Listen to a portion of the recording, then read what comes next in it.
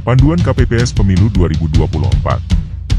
Alur dan tata cara pemilihan serta tugas setiap KPPS, dari Ketua KPPS, KPPS 2 sampai dengan KPPS 7. Simak videonya baik-baik, dan sampaikan pertanyaan di kolom komentar jika ada yang ingin didiskusikan. Jangan lupa like dan subscribe agar channel ini dapat berkembang. Panduan teknis KPPS Pemilu 2024. Tahap sebelum hari pemungutan suara. KPPS mengumumkan pelaksanaan pemungutan suara di TPS 5 hari sebelum hari pemungutan suara. 2 KPPS menyampaikan formulir model C6 KPU paling lambat 3 hari sebelum hari pemungutan suara. Apabila pada saat distribusi C6 surat pemberitahuan, terdapat warga yang sudah meninggal dunia, tidak dikenal atau pindah alamat, harus dicatat dalam keterangan formulir C6 KPU yang tidak terdistribusi. Selanjutnya, wajib dikembalikan ke PPS serta dicatat ke dalam berita acara model B, AC6 KPU.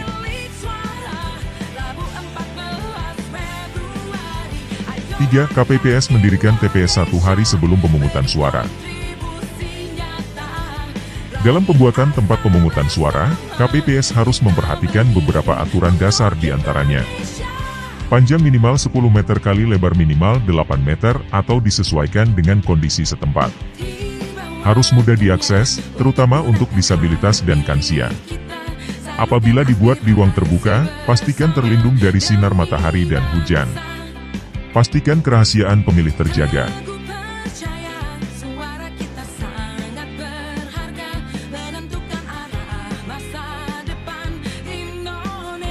4 KPPS menyiapkan perlengkapan pemungutan dan penghitungan suara paling lambat 1 hari sebelum hari H pemungutan suara yang diterima dari PPS yang terdiri dari kelengkapan di dalam dan di luar kotak suara. Kelengkapan di luar kotak antara lain kotak suara, bilik suara, tanda pengenal atau ID card, lem perekat atau lakban, ballpoint, gembok atau alat pengaman kotak suara, spidol, stiker, dan formulir-formulir diantaranya model C7 DPT KPU, model C7 DPTB KPU dan mode C7 DPK KPU. Perlengkapan di dalam kotak suara diantaranya surat suara, tinta, segel, paku dan tali pengikat, sampul kertas, karet pengikat surat suara, kantong plastik, formulir berita acara dan sertifikat, dan alat bantu tunanetra.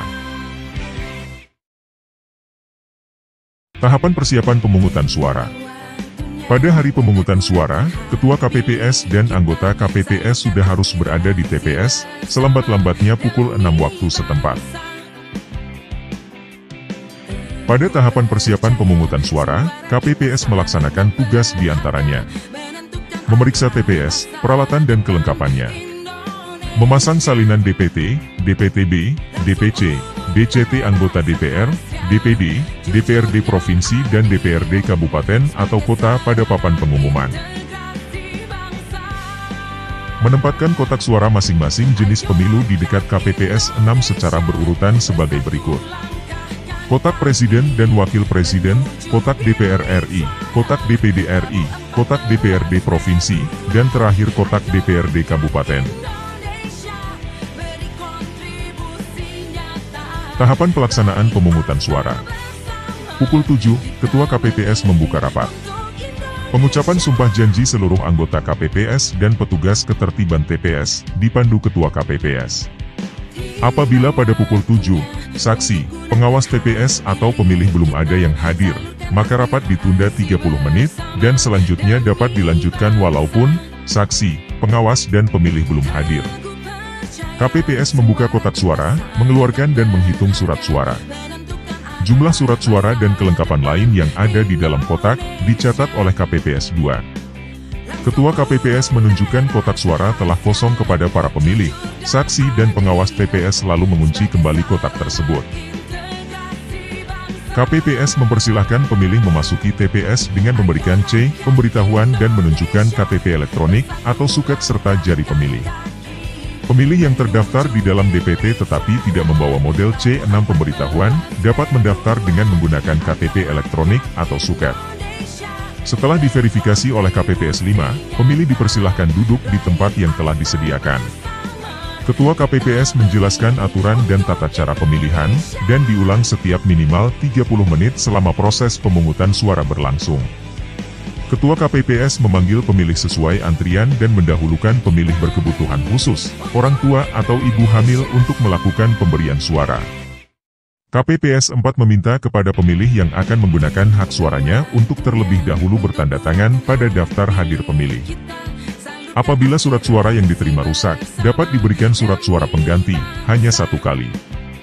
Surat suara wajib ditandatangani Ketua KPPS.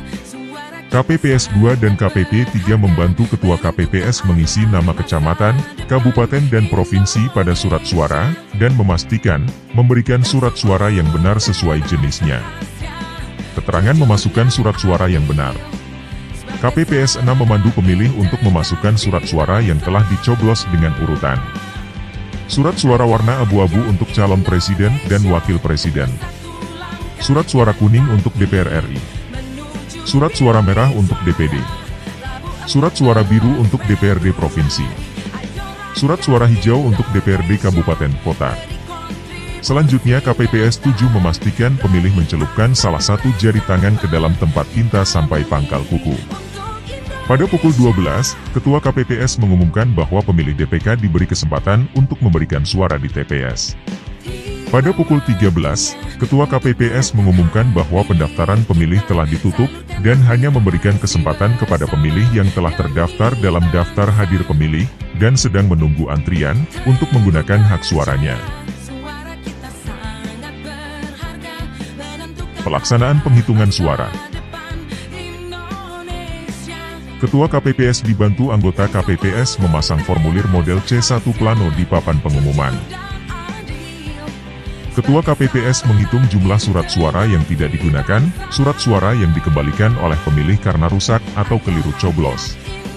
Ketua KPPS membuka kotak suara dan mengeluarkan seluruh surat suara, serta memperlihatkan kepada saksi dan pengawas bahwa kotak suara telah kosong.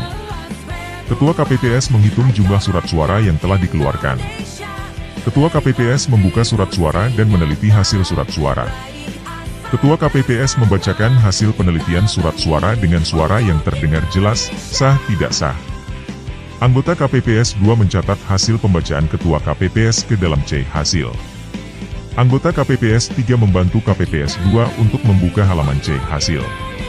KPPS 4 membuka surat suara yang akan dibacakan oleh Ketua KPPS dan melipat kembali surat suara yang sudah dibacakan oleh Ketua KPPS. KPPS 5 mengumpulkan surat suara yang telah dilipat dan mengelompokkan surat suara sah dan tidak sah dan mengikat surat suara sejumlah tertentu. KPPS dan saksi yang hadir menandatangani formulir model C1 plano semua jenis pemilu. KPPS memberi kesempatan kepada saksi, pengawas TPS, pemantau pemilu dan masyarakat yang hadir untuk mendokumentasikan formulir C1 plano semua jenis, C7 DPT KPU, C7 DPT BKPU dan C7 DPK KPU yang telah ditandatangani. Ketua KPPS dan anggota membuat sertifikat hasil penghitungan suara masing-masing jenis pemilu dalam formulir model C1 berhologram beserta salinannya, berdasarkan formulir model C1 plano semua jenis pemilu berhologram. Ketua KPPS, anggota KPPS dan saksi menandatangani formulir model CKPU dan C1 semua jenis pemilu yang berhologram beserta salinannya. Jika ada keberatan atau kejadian khusus, Ketua KPPS mempersilahkan saksi untuk mencatat hal tersebut ke dalam formulir model C2 KPU. Jika tidak ada, maka wajib dicatat kata nihil. Penyampaian kotak surat TPS beserta salinan formulir. Penyusunan dokumen. Ketua KPPS dibantu anggota menyusun dokumen sebagai berikut. Formulir CKPU berhologram, formulir C2 KPU dan formulir C5 KPU dimasukkan dalam satu amplop dan disegel. Formulir C1 semua jenis pemilu berhologram disatukan dalam satu amplop. Salinan formulir CKPU dan salinan formulir C1 semua jenis pemilu disatukan dalam satu amplop.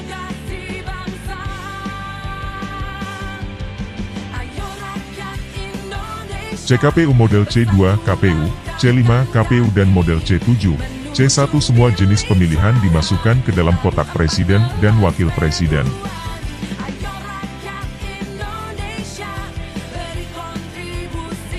C1 plano semua jenis pemilihan dimasukkan ke dalam kotak suara sesuai jenis pemilu masing-masing.